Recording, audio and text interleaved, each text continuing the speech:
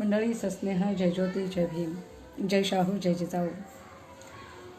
बऱ्याच दिवसांनी आपल्या सगळ्यांच्या सोबत लाईव्ह चर्चेसाठी आली आणि चर्चेचा विषय सकाळी म्हटल्याप्रमाणे पुरस्कार, आचार आणि व्यापार. आदरणीय यशवंत मनोहर सरांनी विदर्भ साहित्य संघाचा जीवनवर्ती पुरस्कार नाकारला आणि हा पुरस्कार नाकारल्यानंतर साहित्य विश्वामध्ये, एकूण विचार विश्वामध्ये, महाराष्ट्रातील पुरोगामी चळवळींमध्ये वेगवेगळ्या प्रकारचे विचार सुरू झाले आणि ह्या सगळ्यांच्या चर्चा ज्या आहेत, काही लोकांनी बाजूने मतं मांडली, काही लोकांनी विरोधात मतं मांडली. काही लोक असं म्हणाले की मनोहर सरांना जर पुरस्कार जर नाकारायचाच होता तर मग आधीची कन्सेंट त्यांनी का बरं दिली.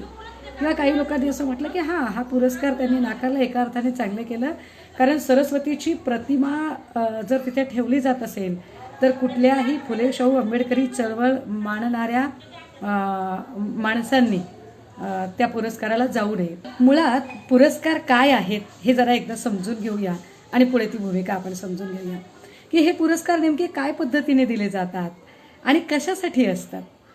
आपल्या सगळ्यांना कल्पना आहे की समाजामध्ये समाजसंमत असं एखादं चांगलं काम झालं तर त्या सगळ्यांचं स्वागत करण्यासाठी, कौतुक करण्यासाठी, प्रशंसा करण्यासाठी, पुन्हा एकदा त्यांना त्याच पद्धतीची चांगली कृती करण्यासाठी प्रवृत्त करण्यासाठी म्हणून माणसं पुरस्कारित केली जातात, सन्मानित केली जातात. तर काही वेळेला माणसं दंडित केली जातात जर एखादं चुकीचं काम घडत असेल तर. जी मंडळी फार चांगलं काम करतात अशा लोकांच्यासाठी काही पुरस्कार द्यावेत, अशा पुरस्कारांच्या पद्धती आपल्याकडे पडल्या. त्या पुरस्कार वेगवेगळ्या प्रकारचे, क्रीडा क्षेत्रातले पुरस्कार वेगळे आहेत, खेलरत्न, अर्जुन, वेगवेगळे पुरस्कार आहेत. त्याच पद्धतीने इकडे साहित्यशास्त्रातले पुरस्कार वेगळे, चळवळीतले पुरस्कार वेगळे आहेत, अजून वेगवेगळ्या प्रकारचे संगीत क्षेत्रातले, चित्रपट क्षेत्रातले. तर असे जे वेगवेगळे पुरस्कार आहेत, या सगळ्या पुरस्कारांमध्ये मी तुर्तास आजच्या दिवशी फक्त आणि फक्त साहित्य क्षेत्र या एकाच विषयावर फोकस करायचं ठरवलंय. साहित्य क्षेत्रातले तसे जे एकूण वेगवेगळे पुरस्कार आहेत त्यातला एकूण भारतातले राष्ट्रीय स्तरावरचे जर पुरस्कारांचं जर स्वरूप आपण बघितलं तर भारतातले राष्ट्रीय पातळीवरचे साहित्य क्षेत्रात दिले जाणारे पुरस्कार, त्यात 5 पुरस्कार मोठे पुरस्कार आहेत. त्यातला जर आपण उतरत्या क्रमाने जर या पुरस्कारांची जर चर्चा करायची ठरवली तर सगळ्यात वरच्या स्तरावरचा जो पुरस्कार येतो तो ज्ञानपीठ पुरस्कार. हा ज्ञानपीठ पुरस्कार हा आपल्याकडे 8व्या परिशिष्टात ज्या 22 भाषा सांगितलेल्या आहेत, या 22ही भाषांपैकी कुठल्याही भाषेतून ज्यांचं दर्जेदार लिखाण आहे अशा साहित्यकृतीला ज्ञानपीठ पुरस्कार दिला जातो. हा पुरस्कार साधारणतः म्हणजे ज्याची मांडणी 1961 सालापासून केलेली आहे. त्यानंतर व्यास पुरस्कार एक पुरस्कार आहे जो 1991 पासून सुरू झाला आहे. तिसरा एक पुरस्कार आहे तिसऱ्या क्रमांकाचा, तो सरस्वती सन्मान आहे. हाही 1991 साली सुरू झाला.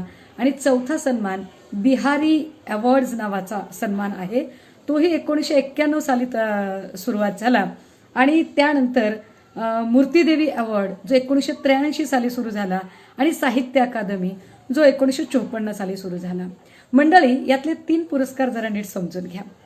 यातले जे मी 3 नावं घेतली जी ज्ञानपीठ पुरस्काराच्या खालोखाल आहेत, ज्याच्यामध्ये व्यास सन्मान, सरस्वती सन्मान आणि बिहारी अवॉर्ड्स, हे 3ही पुरस्कार 1991 सालाला सुरू झाले आणि हे 3ही पुरस्कार बिर्ला फाउंडेशननं सुरू केले. नीट समजून घ्या मंडळी, हे पुरस्कार बिर्ला फाउंडेशनने पुरस्कार हे देण्याची प्रथा सुरू केली. आता बिर्ला यांचं जर नाव बघितलं तर ते उद्योग क्षेत्रातलं नाव आहे. बिर्ला हे मोठे भांडवलदार आहेत. उद्योग क्षेत्रातल्या, भांडवली क्षेत्रातल्या माणसाने उद्योजकांसाठी, व्यावसायिकांसाठी जर पुरस्कार ठेवले तर आपण ते समजू शकतो, त्याबद्दल आपलं काही म्हणणं नाही. बिर्ला सारखा एक व्यक्ती जी उद्योजक क्षेत्रातली फार मोठं नाव आहे, त्यांनी उद्योजक क्षेत्रासाठी जर पुरस्कार दिले तर आपण निश्चितपणे त्यांची भूमिका समजू शकतो. परंतु एका उद्योजक जगतातल्या माणसाने पुरस्कार कुणाचे द्यायचे तर ते साहित्य क्षेत्रातले. आता हे साहित्य क्षेत्रातले पुरस्कार, बरं त्या पुरस्कारांची नावं काय ठेवतात? व्यास सन्मान, सरस्वती सन्मान आणि बिहारी अवॉर्ड 1991 पासून. हे पुरस्कार दिले कुणाला गेले? या पुरस्कार देणाऱ्या साहित्यिकांची जर नावं आपण बघितली तर ही नावं बरीचशी जी प्रस्थापित व्यवस्था जैसे थे म्हणणारे लोक आहेत अशा लोकांना दिलेले पुरस्कार आहेत. म्हणजे जे थोडक्यात स्टेलमेंट पोझिशनवाले लोक आहेत किंवा जे जैसे थेवादी आहेत किंवा जे व्यवस्थेची भलावण करणारे आहेत किंवा जे व्यवस्थेला कुठलाही नकार देत नाहीत, व्यवस्थेची चिरफाड करत नाहीत, व्यवस्थेला प्रश्न विचारत नाहीत, व्यवस्थेला हादरे देत नाहीत, अशा लोकांना पुरस्कार आत्तापर्यंत बिर्ला फाउंडेशनच्या वतीने व्यास सन्मान, सरस्वती सन्मान, बिहारी अवॉर्ड्स हे पुरस्कार केले. मूर्तीदेवी अवॉर्ड 1983 साली हा पुरस्कार सुरू झाला, पण आतापर्यंत 2च वेळा दिला गेला. साहित्य अकादमी हा 1954 साली सुरू झालेला पुरस्कार आहे आणि हा पुरस्कार ज्या गॅझेटमध्ये आपल्याकडे भाषा आहेत, म्हणजे ज्या परिशिष्ट 8 मध्ये ज्या 22 भाषा येतात, या 22ही भाषांमधून ज्यांचं कुणाचं दर्जेदार लिखाण असेल त्यांच्यासाठी हा पुरस्कार दिला जातो. साधारणतः 1 लाख रुपयाचा पुरस्कार आहे. बरं, याच्या व्यतिरिक्त अजून काही पुरस्कार आहेत का साहित्य क्षेत्राच्या व्यतिरिक्त? आता हे झाले राष्ट्रीय पातळीवरचे पुरस्कार. जर आपण थोडं राज्याच्या पातळीवर आलं तर राज्यातला सगळ्यात मानाचा पुरस्कार कुठला आहे? राज्याच्या पातळीवरचा जो महत्त्वाचा पुरस्कार येतो तो महाराष्ट्र भूषण पुरस्कार आहे. हा पुरस्कार साधारणतः 1995ला सुरू झाला होता. 1995ला सुरू झालेल्या या महाराष्ट्र भूषणमध्ये कुणाकुणाला पुरस्कार दिले बरं आतापर्यंत?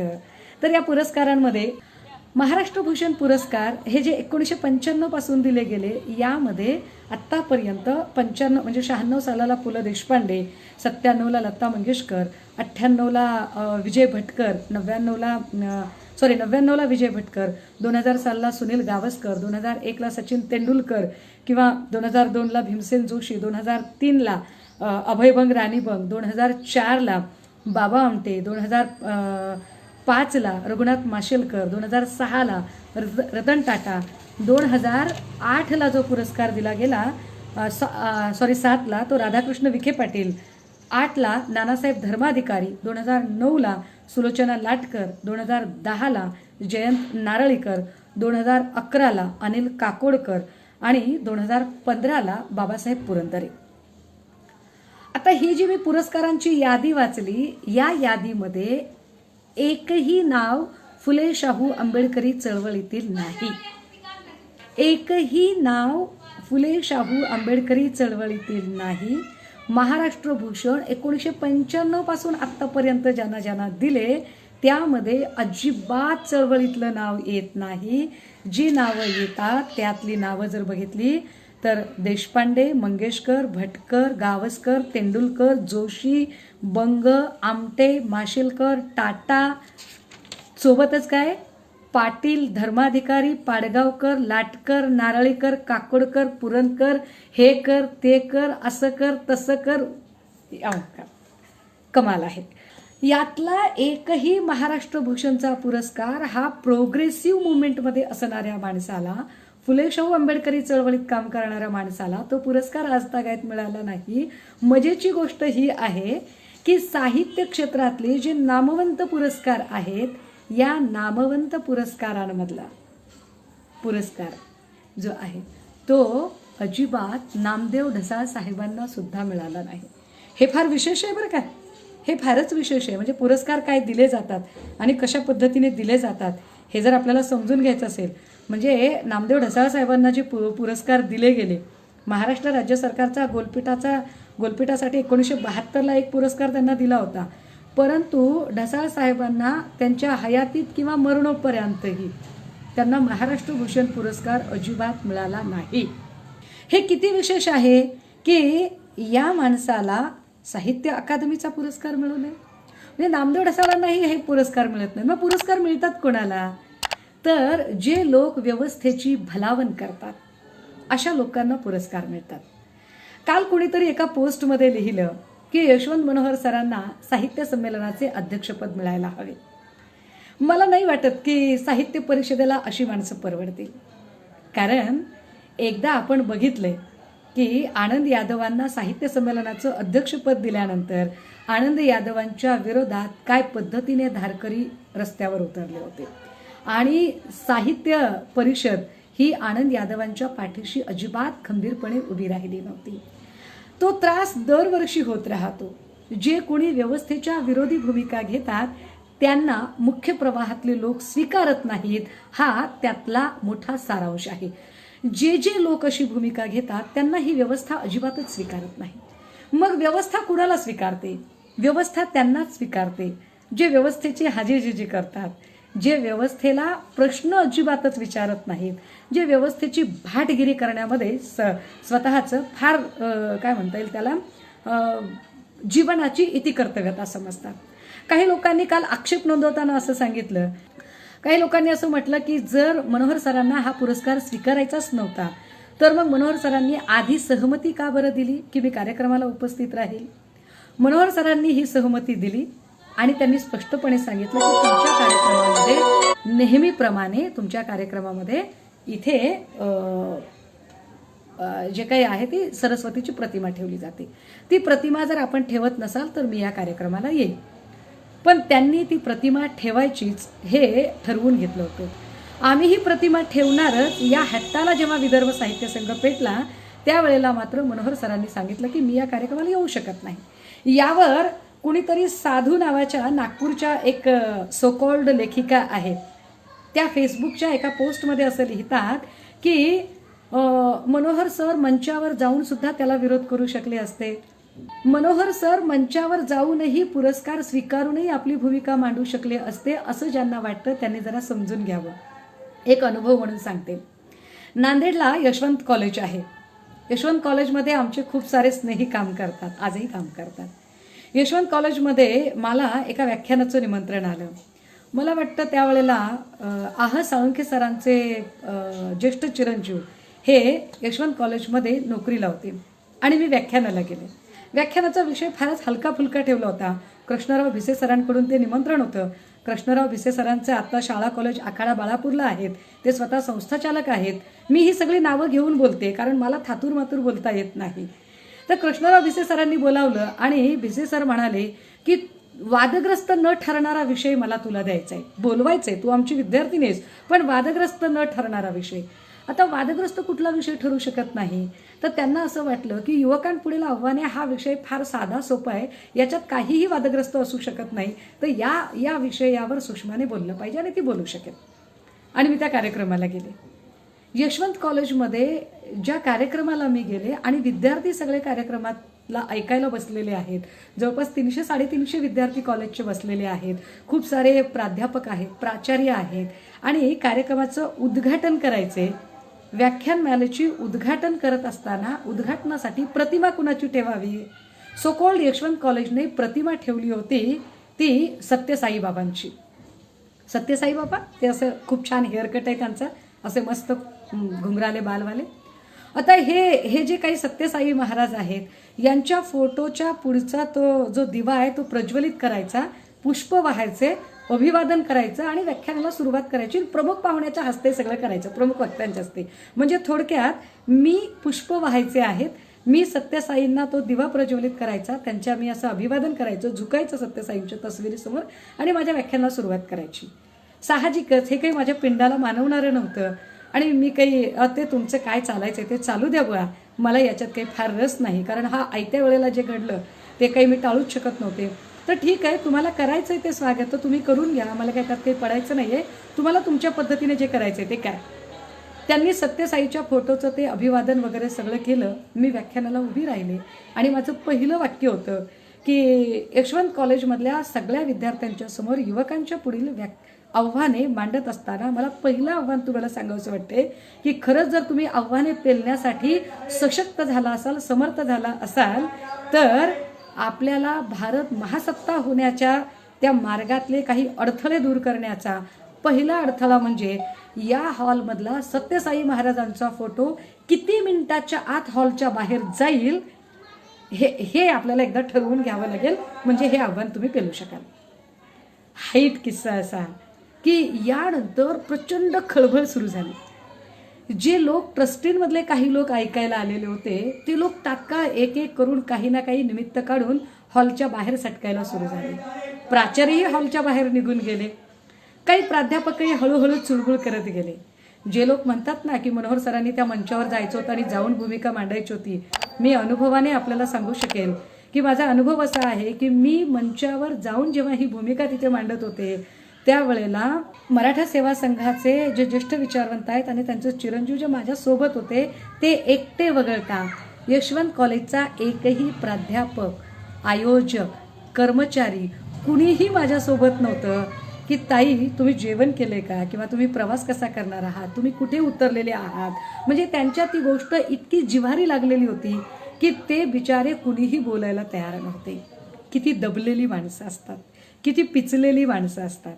आणि अशा दबलेल्या आणि पिचलेल्या, कणा नसलेल्या वातावरणामध्ये आपण काय घेऊन भूमिका मांडणार आहोत. मला असं वाटतं की मनोहर सरांनी जी भूमिका घेतली ती भूमिका 100% योग्य भूमिका होती आणि त्या भूमिकेच्या सोबत आम्ही सगळे उभे आहोत. ती भूमिका आम्ही अगदी, कारण आमची ती रोजची जगण्याची भूमिका आहे. आम्ही ती भूमिका रोज जगतो. त्यामुळे मनोहर सरांनी कणखरपणे मांडलेलं जे म्हणणं आहे त्या म्हणण्याला अशा काळामध्ये गरज आहे सगळ्यांनी साथ देण्याची. आता जरा या जीवनव्रती पुरस्काराकडे येऊया की हा जीवनव्रती पुरस्कार नेमका काय आहे आणि तो का दिला जातो. जीवनव्रती पुरस्कार हा विदर्भ साहित्य संघाच्या वतीने दिला जातो. विदर्भ साहित्य संघाच्या वतीने दिला जाणारा हा पुरस्कार हा ग. माडखोलकर यांच्या ज्या वेगवेगळ्या साहित्यकृती आहेत त्या सगळ्यांचं स्मरण ठेवत हा पुरस्कार त्या दर्जाचं लिखाण वगैरे असणाऱ्या मंडळींकडून तो देण्याची प्रथा पडली. कोण होते हे ग. माडखोलकर वगैरे, तर मी आपल्याला आठवण करून दिली पाहिजे की समरसता मंचावर गंगाधर पानतावणे सर गेले म्हणून गंगाधर पानतावणे सरांवर प्रचंड टीकेचा आसूड ओढला गेला होता. गंगाधर पानतावणे सरांची आणि माडखोलकरांची मैत्री होती आणि माडखोलकरांच्या मैत्री खातर पानतावणे प्रई सोनकांबळेंसहित या समरसता मंचांवरती गेले आणि जेव्हा ते समरसता मंचावर गेले त्यावेळेला प्रचंड टीका सुरू झाली. यातली क्रमांक 1 ची टीका करणारे जे होते ते होते यशवंत मनोहर सर. पानतावणे सरांना समरसता मंच शेअर करण्यावरून वारंवार ज्यांनी टोकलं, प्रश्न विचारले, ताशेरे ओढले, त्या ताशेरे ओढणाऱ्यांमध्ये आघाडीवर होते ते यशवंत मनोहर सर, ज्यांना समरसता हा शब्दच मान्य नव्हता आणि समरसता मंच ही भूमिकाही त्यांना मान्य नव्हती. कारण आंबेडकरी चळवळ समता मानते, समरसता मानत नाही. समता आणि समरसता या 2 शब्दांमध्ये प्रचंड फरक आहे आणि या 2 शब्दांमध्ये जर हा फरक असेल तर आम्ही संघाने निर्माण केलेल्या त्या समरसता मंचाच्या मंचावर जाऊ नये असं मनोहर सरांना फार मनापासून वाटत होतं. परंतु तरीही आंबेडकरी चळवळीतील जेव्हा काही लेखक गेले तेव्हा त्यांना पुढे अनेक अडचणींना सामोरं जावं लागलं. त्याच माडखोलकरांच्या साहित्य कृतींना लक्षात ठेवत विदर्भ साहित्य संघाने जीवनव्रती पुरस्कार सुरू केला. म्हणजे हे जरा समजून घ्या बरं का की ज्या माडखोलकरांनी समरसता मंचावर पानतावणे सरांना निमंत्रण दिलं होतं त्याच माडखोलकरांच्या साहित्य कृती लक्षात ठेवत विदर्भ साहित्य संघाने जीवनव्रती पुरस्कार ठेवला होता. म्हणजे एका अर्थाने हा पुरस्कार हा माडखोलकर किंवा समरसतावादी जे लोक आहेत या समरसतावादी लोकांचा एक प्रातिनिधिक आयडिओलॉजीचा पुरस्कार करणारे, भलावण करणारा जो विचार आहे त्या अनुषंगाने ही सगळी मांडणी येते. मग ती मांडणी आम्ही स्वीकारावी का, आम्ही त्या अंगाने जावं का आणि का जायचं. मुळात सरस्वतीची प्रतिमा ठेवली तर बिघडलं कुठे असंही काही जणांनी प्रश्न विचारले. फेसबुकवर काही लोकांनी आपले अकलेचे दिवे पाजळले आणि ते असं म्हणाले की सरस्वती सुद्धा खूप शोषित होती आणि ती शोषित होती तर मग आपण तिचं शोषण समजून घेतलं पाहिजे. सो कॉल्ड विचारवंत म्हणवणारे लोक सरस्वती सुद्धा शोषित होती असं जेव्हा म्हणतात तेव्हा कीव करावीशी वाटते की तुम्ही जर शोषित आहात तर तुमच्या शोषणाविरोधात तुम्ही आवाज का उठवत नाहीत. कारण बाबासाहेब असं म्हणतात की अन्याय करणाऱ्यापेक्षा सुद्धा अन्याय सहन करणारा फार मोठा गुन्हेगार असतो. मग अन्याय सहन करणाऱ्याला हे का कळू नये की माझ्यावर अन्याय होतोय आणि मी त्याच्या विरोधात बोललं पाहिजे. पहिली गोष्ट, ना सरस्वतीचा आम्हाला जन्मकाळ माहिती आहे ना त्यांचा मृत्यूकाळ माहिती आहे. सरस्वतींचा कालखंड आम्हाला माहीत नाहीये. आमच्या बहुजनांच्या शिक्षणाची दारं खुली करण्यासाठी सरस्वतींचं काय योगदान आहे हे आम्हाला अजिबात माहीत नाहीये. जरी श्रीमती सरस्वती यांनी काही काम केलेलं असेल तर त्याचे काहीच ऐतिहासिक पुरावे आमच्या समोर सापडत नाहीत. आम्हाला श्रीमती सरस्वती यांनी शैक्षणिक योगदान काय काय केलं हे आम्हाला माहीत नाही. जे आम्ही ज्या पद्धतीने सांगू शकतो की सावित्रीमाईंनी पहिली शाळा सुरू केली मुलींची, ती भिडेच्या वाड्यात सुरू केली. सावित्रीमाईंच्या नंतर पहिली शिक्षिका जी त्यांनी घडवली होती फातिमाबी शेख, आम्ही समजू शकतो. आम्ही फातिमाबी शेख यांचा जन्मकाळ मृत्यूकाळ सांगू शकतो. त्यांनी नेमकी काय कामं केली, त्याचे माइलस्टोन मैलाचे दगड आम्हाला माहीत आहेत, ते आमच्या वाचनात आहेत, ते इतिहासात संदर्भात आहेत.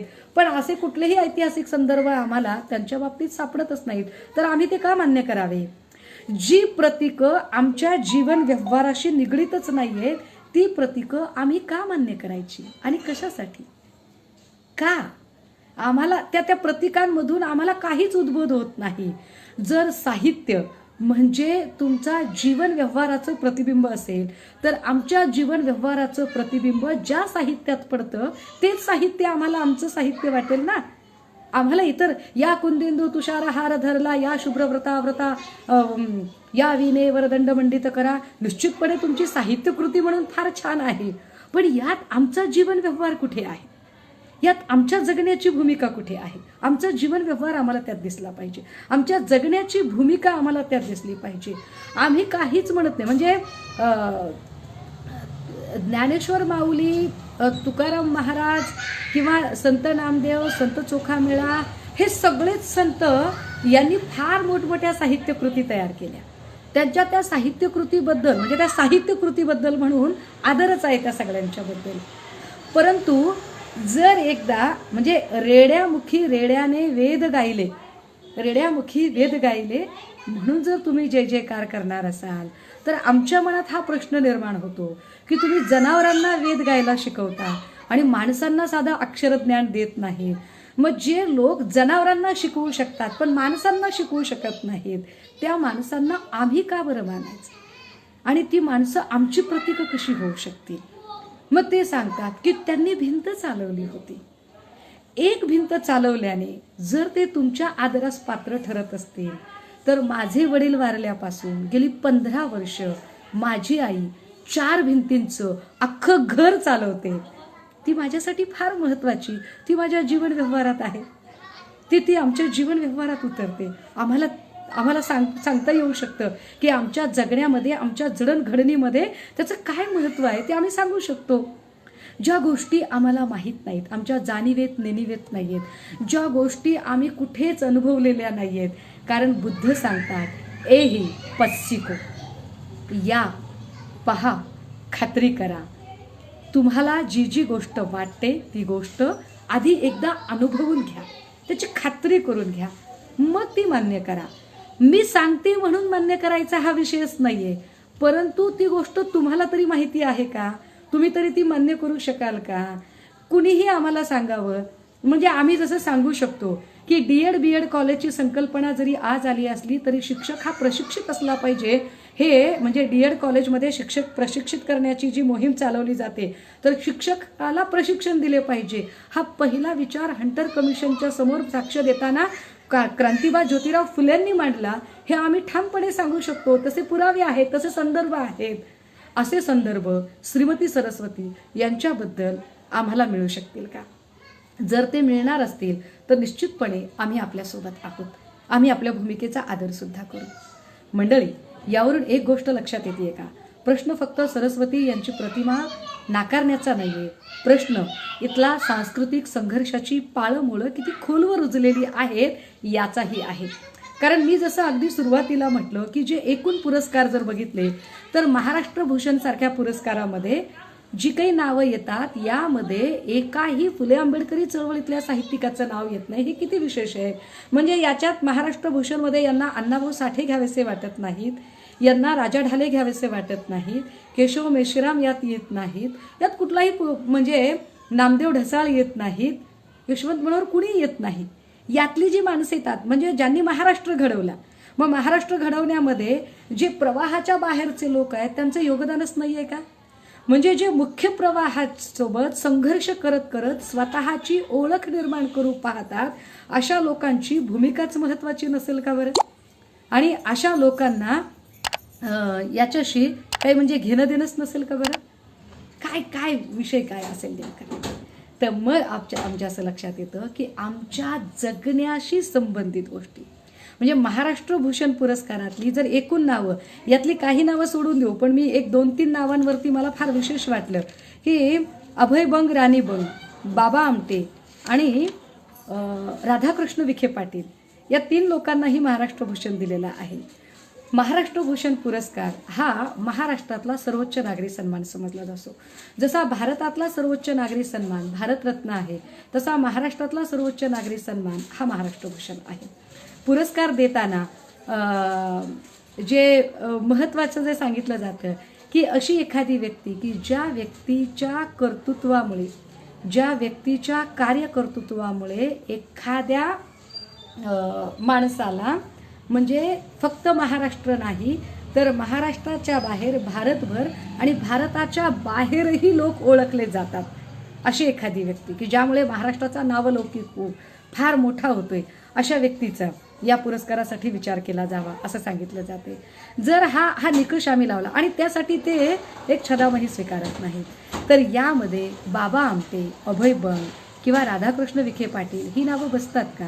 मला याच्यातल्या जयंत नारळीकर, अनिल काकोडकर किंवा जी विजय भटकर, सुनील गावस्कर किंवा भीमसेन जोशी, रघुनाथ माशेलकर, रतन टाटा या नावांवर मला आक्षेप घ्यायचा नाही आहे, हे पुन्हा क्लिअर करते. मला आक्षेप घ्यायचा आहे की समजा बाबा पुरंदरे असतील, राधाकृष्ण बाबा पुरंदरेंवरती तर फारच मोठं पुराण झालंय, सोडून देऊ, पण राधाकृष्ण विखे पाटलांना जेव्हा महाराष्ट्र भूषण दिला जातो तेव्हा फार गंमत वाटते की काय निकषावर तुम्ही राधाकृष्ण विखे पाटलांना महाराष्ट्र भूषण पुरस्कार दिला असेल आणि त्या निकषामध्ये अशी काय मेख असेल की इकडे डाव्या विचारसरणीचे किंवा फुले शाहू आंबेडकरी विचारसरणीचा एकही माणूस त्या पुरस्काराच्या याच्यामध्ये बसतच नाही. हे कसं शक्य आहे? आपण जर एकूण जर या पुरस्कारांमध्ये जर बघितलं, भारतरत्न जर पुरस्कार बघितले, 2 जानेवारी 1954ला भारतरत्न पुरस्काराची सुरुवात झाली आणि राजेंद्र प्रसाद यांच्या कारकिर्दीत सुरुवात झाली होती. त्यानंतर जे पुरस्कार दिले गेले, अनेक पुरस्कार दिले गेले, या पुरस्कारांमध्ये म्हणजे किती काय पद्धतीचा विचार केला जावा की विकिपीडिया उघडल्यानंतर जे सुरुवातीचे सगळे भारतरत्न आहेत हे भारतरत्न ॲज इट इज राहून जातात. म्हणजे त्याचा क्रम लिहिताना सुद्धा क्रम किती बदलला जातो बघा की क्रमांक 1ला नाव लता मंगेशकरांचं येतं, मग विकिपीडिया सांगतं की ते अल्फाबेटिकली आहे, अल्फाबेटिकली आधी एल आला, मग एम आला, एन आला, SRP वगैरे वगैरे वगैरे अल्फाबेटिकली.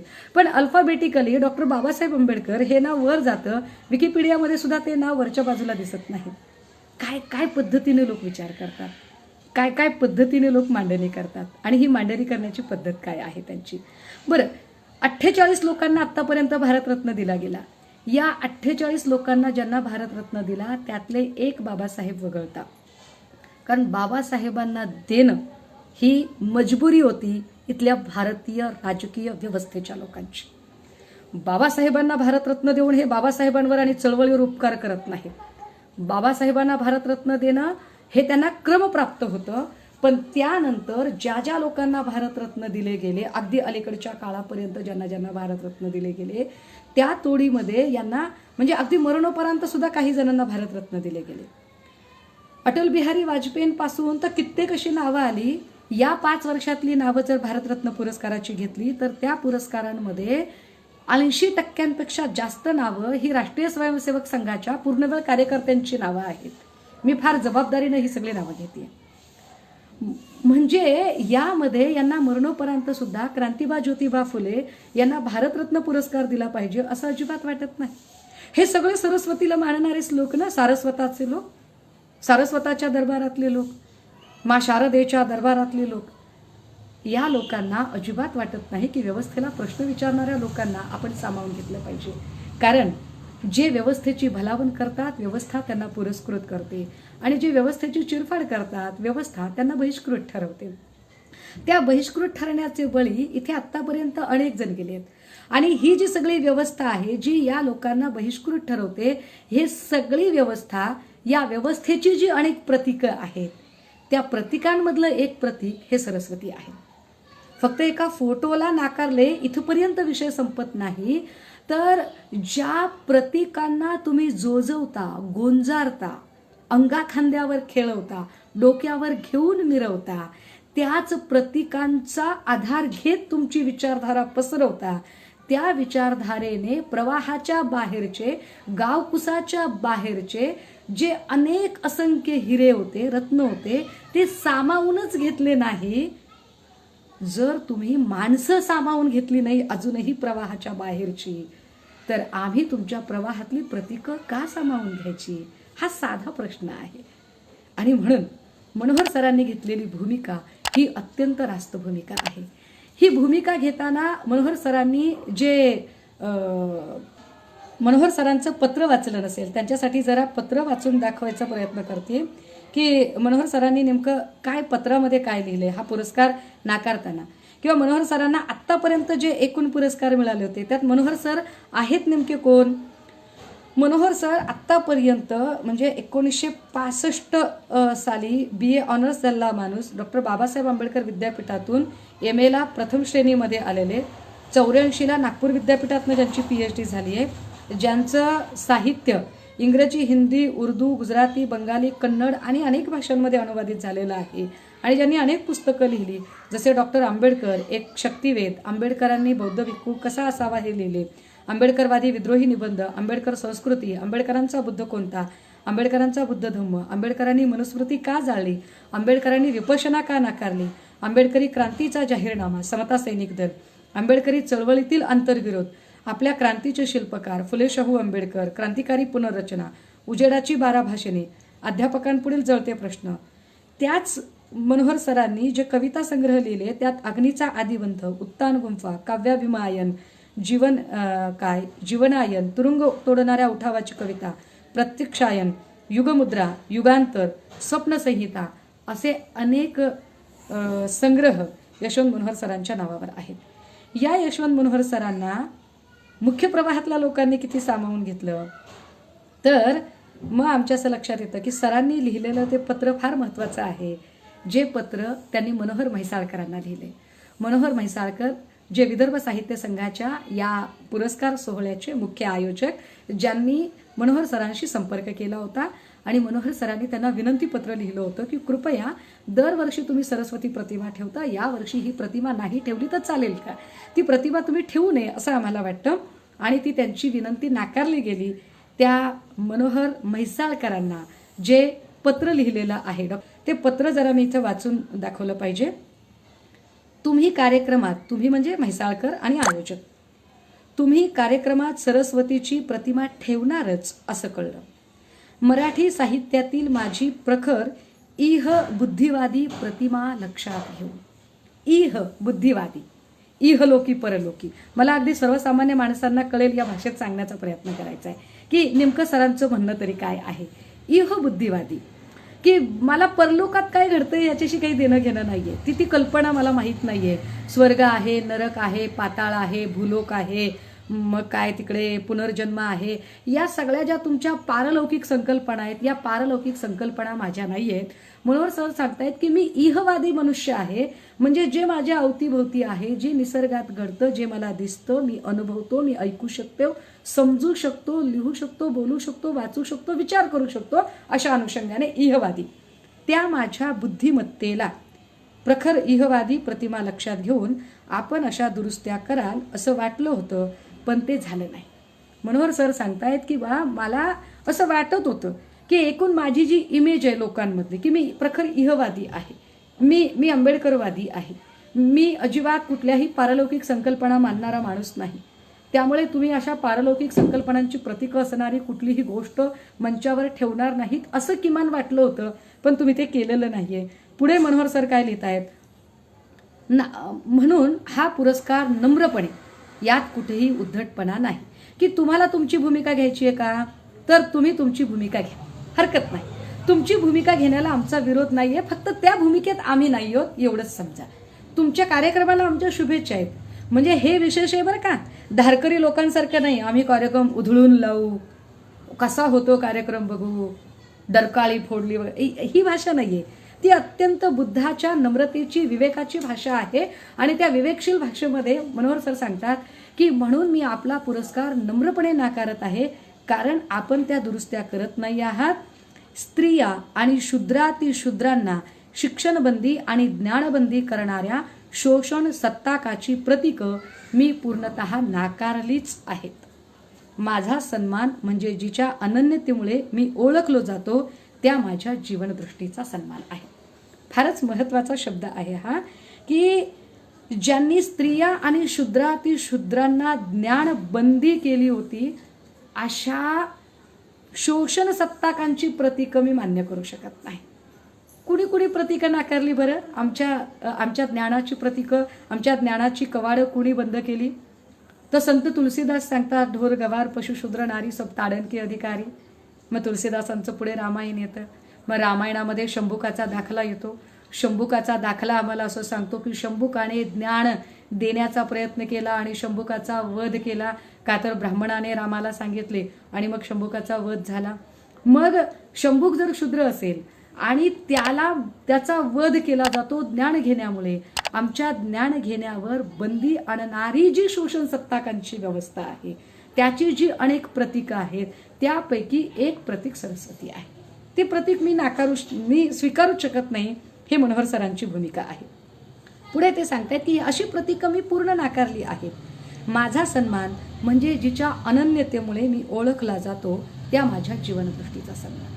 माझा सन्मानच तुम्हाला करायचा आहे ना, तर व्यक्ती म्हणून माझा सन्मान करू नका. माझ्या त्या विचारधारेचा सन्मान करा. आणि माझी विचारधारा काय आहे तर शूद्रातिशूद्रांना ज्ञानाची कवाडं बंद करणाऱ्या त्या शोषण व्यवस्थेचा मी धिक्कार करतो. तर तुम्हाला ती माझी जी जीवनदृष्टी आहे ती जीवनदृष्टी तिचा सन्मान करता आला पाहिजे. माझ्या विचारांचा सन्मान करता आला पाहिजे. विचारांचा सन्मान करणं यावरून एक सहज आठवलं. 12व्या शतकात समतामूलक समाज व्यवस्थेची मांडणी करणारे महात्मा बसवेश्वर सन्मान करणं काय असतं त्यावरून आठवलं हे. महात्मा बसवेश्वर जेव्हा असे घोड्यावरनं जायचे आणि कुणी लोक त्यांना समोरून भेटले आणि जर एखादा जर म्हटला शरणार्थ रे अप्पा, शरणार्थ रे, बसवेश्वर त्यांना उत्तर द्यायचे शिवे शरणार्थ. म्हणजे जो मला एकदा शरण येत आहे, जो मला एकदा नमन करत आहे, मी त्याला 100 वेळा नमन करेल. तुम्ही मला एकदा सन्मान द्या, मी तुम्हाला 10 वेळा सन्मान देईल. पण जर मी तुम्हाला सन्मान देत असेल तर मी तुमच्याकडून सन्मानाची अपेक्षा करणं काहीच गैर नाही आहे. हे लक्षात घ्या की जर आम्ही संपूर्ण निसर्गावर, मानव मात्रावर आम्ही प्रेम केले पाहिजे, भूतदया केली पाहिजे, मानव मात्रांचा आम्ही सन्मान केला पाहिजे. पण याची पूर्वअट ही आहे की मला माझा सन्मानही राखता आला पाहिजे. मला जर माझाच सन्मान राखता येत नसेल तर मी मानव मात्रांचा सन्मान कसा करणार? मला व्यक्ती प्रतिष्ठा कळली पाहिजे. ती व्यक्ती प्रतिष्ठा कळणं फारच गरजेचं आहे. आणि म्हणून या सगळं त्याच्या पुढे ते असं लिहित आहेत की माझ्या या जीवनदृष्टीत न घुसणारे अनेक पुरस्कार मी स्वीकारले आहेत. की माझी जीवनदृष्टी ही विज्ञानवादी आहे, ती सम्यक आहे, ती रचनात्मक आहे, ती विज्ञानवादी आहे, ती इहवादी आहे, ती पारलौकिकाला थारा देत नाही, ती कुठल्याही चमत्काराला थारा देत नाही, ती कुठल्याही दैववादावरती अवलंबून राहत नाही. आणि माझ्या जीवनदृष्टीत न बसणारे असे अनेक पुरस्कार मी नाकारलेले आहेत की ज्या संस्थांनी, मंचांनी जर मला पुरस्कार देऊ केले, परंतु त्या संस्था, ते मंच जर पारलौकिकवाद मानणारे असतील, त्या संस्था किंवा ते मंच जर शोषण सत्ताक व्यवस्थेची भलावण करणारे मंच असतील तर अशा मंचांवर जाणे मी कटाक्षाने टाळतो. आणि त्याचाच एक भाग म्हणून जर तुम्ही सुद्धा ते प्रतीक जर तिथेच ठेवत असाल तर मी तिथे जाणं उचित नाही असं मला वाटतंय. पुढे ते असं सांगता आहेत की हा वाङ्मयीन कार्यक्रम आहे आणि त्यात धर्म येणं मला अजिबात मान्य नाही. म्हणून आपण मला दिलेला जीवनव्रती हा पुरस्कार मी नम्रपणे नाकारण्याचा निर्णय घेतला आहे. अगदी बरोबर आहे की हा वाङ्मयीन कार्यक्रम आहे, तर वाङ्मयीन कार्यक्रमात धर्म का बरं यावा? वाङ्मयीन कार्यक्रमात प्रतिमाच ठेवायच्या असतील तर ज्यांनी साहित्यात आपलं विपुल असं योगदान दिलंय अशा अजून कोणाच्याही तुम्हाला प्रतिमा ठेवता येतील. नाहीच तुम्हाला सावित्रीबाईंची प्रतिमा ठेवायची, त्यांचं साहित्यातलं योगदान आहेच, बाबासाहेबांचंही आहे, फुल्यांचं आहे, परंतु तुम्हाला त्या प्रतिमा नाहीत ठेवायच्या. तर ज्याचं कुणाचं साहित्यातलं योगदान आहे किंवा त्या तरी प्रतिमा आपण तिथे ठेवाव्यात. तिथे धार्मिक प्रतिकांच्या प्रतिमा ठेवून काय साध्य होणार आहे, हा विचार करणं पण गरजेचं आहे. कारण मी मुंबई भागात अनेक ठिकाणी फिरताना असं बघितलं की मुंबई भागातल्या बऱ्याचशा पोलीस स्टेशन्समधून बऱ्याचदा वेगवेगळ्या देवी देवतांच्या प्रतिमा दिसतात. नुसत्या प्रतिमाच नाही तर अनेक ठिकाणी 1 जानेवारीला विशेषतः सत्यनारायणाच्या पूजा सुद्धा घातल्या जातात. कुणी पूजा घालाव्या नाही घालाव्या हा ज्याचा त्याचा प्रश्न आहे. त्यांनी पूजा घालू नये असं आपण अजिबात म्हणू नये, कारण according to Indian constitution they have the right. त्या प्रत्येकाला त्या पूजा प्रथा परंपरा करण्याचा अधिकार आहे. कलम 19ने प्रत्येकाला आपल्या धर्मानुसार नमाज अदा करायची, की वंदना घ्यायची, की प्रार्थना करायची, की कीर्तन भजन करायचं, की अजून काही करायचं याचा अधिकार दिलेला आहे. पण तो अधिकार कुठे? चौकटीच्या आत आहे.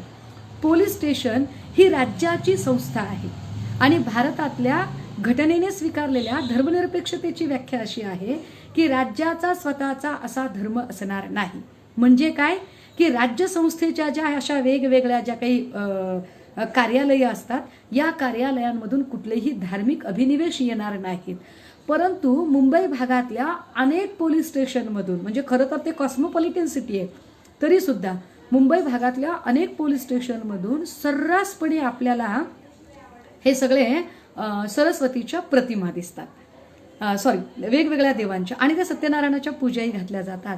मग जर राज्यांचा कुठलाही धर्म असणार नाही हे खरं असेल तर राज्यांच्या अधीन असणाऱ्या या शासकीय कार्यालयांमध्ये या कशा काय पूजा आणि हे धार्मिक विधी चालतात बरे? हे आपल्या इहवादी दृष्टीला अजिबातच पटणारे नाही. व्यक्तिगत तुमच्या आयुष्यात तुम्ही तुमच्या घरात चौकटीच्या आत काय करता याच्याशी कुणाला काहीही कारण असण्याचं कारण नाही, समजून घ्या. जरा पुढे जाऊया आपण. जीवनव्रती हा पुरस्कार मी नम्रपणे नाकारण्याचा निर्णय घेतलेला आहे. आपण मला समजून घ्यावं. मनोहर म्हैसाळकर म्हणजे माझ्यावर निरपेक्ष प्रेम करणारा माणूस, ते मला निश्चितच समजावून घेतील ही खात्री आहे. आयुष्यभर जपले ते मी कोणत्याही कारणास्तव नाकारू शकत नाही, कारण मला नाकारलं तर माझ्याशी जगण्यासारखं काहीही नाही. क्षमस्व. शेवटी ते लिहितात की मी जे काही आयुष्यभर माझी विचारधारा जपली आहे, जे उसूल घेऊन मी जे काही जगलेलो आहे ते सगळे उसूल मी एका छोट्याशा गोष्टीसाठी अजिबात मी डावलू शकत नाही, मला ते टाळता येणार नाहीत. सो आपण मला कृपया माफ करा. मंडळी, या सगळ्या पत्राचा सारांश नीट समजून घेतला तर जी लोक उथळपणे काही निषेध वगैरे करण्याचे जे फुलबाजे उडवत आहेत ना, अशा फुलबाजे उडवणाऱ्या त्या सगळ्या काय म्हणता येईल त्याला, उथळपाण्याला खळखळाट फार असणाऱ्या लोकांनी जरा समजून घ्यावं की या संपूर्ण पत्रात कुठेही विदर्भ साहित्य संघाची नालस्ती त्यांनी केली नाही किंवा आयोजकाचा अवमान होईल असेही काही सांगितले नाही. संपूर्ण पत्रात ते फक्त इतकंच सांगत आहेत की माझी स्वतःची जीवनशैली वेगळी आहे. मैं कुछ अलग उसूलों पे अपनी जिंदगी जीता हूँ और किसी के कोई एक भुलावे में आकर मैं अपने जिंदगी भर जो उसूल मैंने संभाल के रखे हैं उन उसूलों को मैं बिखरने नहीं दूंगा. सरळ साधी गोष्ट आहे की मी माझ्या तत्वांशी प्रामाणिक राहणार आहे, मला माझी तत्व सोडता येणार नाहीत. मनोहर सर, आम्हाला तुमचा अभिमान आहे. मनोहर सर, तुम्ही घेतलेली भूमिका ही आमच्यासारख्या नव्या पिढीतल्या चाचपडणाऱ्या लोकांच्यासाठी पथदर्शक आहे. नव्हे, आम्हाला नवीन आव्हानं पेलून नेण्यासाठी नवं बळ देणारी आहे. आमचा लढा ऊर्जस्वल करण्यासाठी, आमचा लढा अधिक ऊर्जादायी होण्यासाठी आपल्यासारख्या बुजुर्गांनी, ज्येष्ठांनी घेतलेले निर्णय हे आमच्यासाठी जणू माइलस्टोन आहेत. सो हे सगळे माइलस्टोन आम्ही जपून ठेवू. गणराज्य संघाच्या वतीने मनोहर सर, आपल्याला मानाचा जय भीम. आपल्या या भूमिकेचं संबंध महाराष्ट्रच काय, भारतभरातले आणि भारताच्या बाहेर सुद्धा फुले शाहू आंबेडकरी चळवळीवर प्रेम करणारे अनेक जी लोक आहेत ती सगळी भरभरून प्रेम करणारी लोक आज आपल्या भूमिकेच्या सोबत आहेत. 4-2 जी ही फेसबुकी मंडळी आहेत, जी आपल्याला फार कळतं असं म्हणत काहीतरी लिहिलंच पाहिजे म्हणून जी काही करू पाहतायत ना, अशा लोकांचा आपण विचार करण्याचं काही अर्थात तो करणारच नाहीत, पण चळवळीतल्याही काही लोकांनी विचार करण्याचं कारण नाही. कारण ही जी माणसं आहेत ना, यांची ऍक्च्युली पायाखालची जमीन हादरली. आणि यात अडचण काय झाली आहे माहितीये? सो कॉल्ड पुरोगामी एक लोक आहेत, काही सुडू सेक्युलरिस्ट असे काही लोक असतात. हे जे सुडू सेक्युलरिस्ट लोक आहेत ना, या सुडो सेक्युलरिस्ट लोकांचा प्रॉब्लेम असा झालेला आहे की या लोकांची अडचण काय असते माहितीये का, की मनोहर सरांची भूमिका तर पटते आपल्याला, परंतु मनोहर सरांची भूमिका आपण पाठराखण कशी करायची? कारण मनोहर सरांच्या भूमिकेची जर पाठराखण केली तर मग आपण उघडे पडू आणि मुख्य प्रवाहातले लोक मग आपल्याला कुठलाच पुरस्कार देणार नाहीत. मग मुख्य प्रवाहातले लोक आपल्याला मुख्य प्रवाहातल्या महत्वाच्या मंचांवरची निमंत्रणं देणार नाहीत. त्या निमंत्रणाच्या पुरस्काराच्या मोहापोटी ही माणसं बोलायला तयार होत नाहीत. मोह बडा जालिम होता आहे. त्यामुळे ही माणसं उघडपणे बोलत नाहीत. आणि काही लोक म्हणजे मनोहर सरांना समर्थन देताना सुद्धा किती सावध भूमिका घेत आहेत की तुमच्या माझ्यासारखी सर्वसामान्य चळवळीतली माणसं, आम्ही रस्त्यावरचे छोटे कार्यकर्ते, आम्हाला एवढंच कळतं की जिथं अन्याय तिथं विरोधात आपण आपलं म्हणणं मांडलं पाहिजे आणि ठामपणे मांडलं पाहिजे. अगदी छाती ठोक के डंके की चोट पे आपण बोललं पाहिजे. परंतु ज्यांना फार काय म्हणता येईल त्याला, मखऱ्यात बसायची सवय लागलेली आहे आणि जे कायम राजरस्त्यावरून वावरण्यासाठी असुसलेले आहेत, त्यातली त्यात साहित्य चळवळीतल्या राजरस्त्यांवरून असुसलेले आहेत, ज्यांना साहित्य परिषदातली महत्त्वाची पदं हवी असतात किंवा साहित्य संमेलनातल्या महत्त्वाच्या मानाच्या परिसंवाद, कवी संमेलनं आणि महत्त्वाच्या पुरस्कारांच्या अपेक्षा असतात, असे लोक कदाचित मनोहर सरांच्या या भूमिकेचं अजिबातच समर्थन करायला पुढे येऊ नाहीत. कारण त्यांना तसं समर्थन करणं परवडणारं नाहीये. ते त्यावरती बोलूच शकणार नाही मंडळी. आणि तो आवाज बुलंद होत असताना आपण सगळ्यांनी एका सुरात दणक्यात हा फुले शाहू आंबेडकरी विचार फार जोरात हात उंचावून सांगण्याची, फार जोरात बुलंदपणे तो आवाज पोचवण्याची. कारण सिर्फ हंगामा खड़ा करना यह मेरा मकसद नहीं है, मेरी कोशिश है कि यह सूरत बदलनी चाहिए. असं जे एका शायराने म्हटलं की हा चेहरा बदलला पाहिजे. फक्त काहीतरी हंगामा व्हावा, काहीतरी खळबळ व्हावी यासाठी हे सगळं नाहीये, तर ही सूरत बदलली पाहिजे. जसं म्हटलं जातं की हर गांव हर शहर हर नगर से लाश भी हाथ लहराते निकलनी चाहिए. अब तो दीवार भी पर्दों की तरह हिलने लगी है. शर्त है कि बुनियाद हिलनी चाहिए. सिर्फ हंगामा खड़ा करना मेरा मकसद नहीं, मेरी कोशिश है कि ये सूरत बदलनी चाहिए. मेरे दिल में ना सही, तेरे दिल में सही, लेकिन कहीं ना कहीं भई आग तो जलनी चाहिए, भई आग तो जलनी चाहिए. पुन्हा एकदा मनोहर सर आणि आपल्या भूमिकेला मानाचा गणराज्य संघाच्या वतीनं जय भीम करत सर्व श्रोत्यांचे आभार मानत आपल्या सगळ्यांची रजा घेते, थांबते. सस्नेह जय ज्योती, जय भीम, जय शाहू, जय Jijau. For more updates, subscribe to our channel, click the show links and enjoy watching the videos.